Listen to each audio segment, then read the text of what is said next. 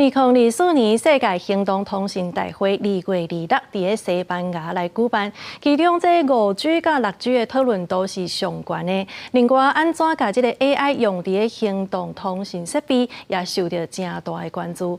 包括有 AI 技术的透明荧幕，也有用这个目睭灵叮当来控制轿车安怎驶的 AI 技术，大家拢真关心。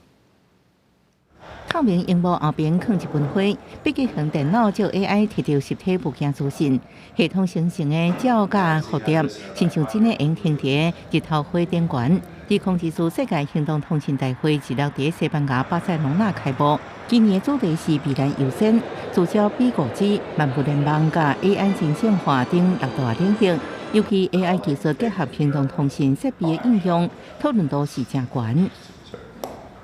It helps unlock new use cases, and so especially as you think about AI and the capabilities and how we interact with devices, this is changing completely.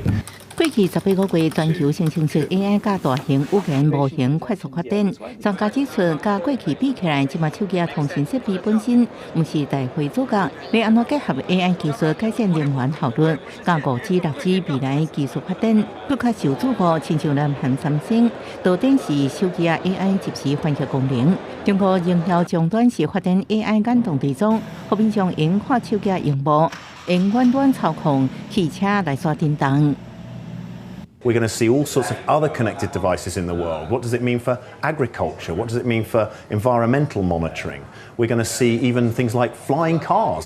今年除了国际大厂参加，台湾由联发科、宏达电等超过50间的厂商拢去参加。经济部邀请大厂组成台湾队，积极争取国际订单的机会。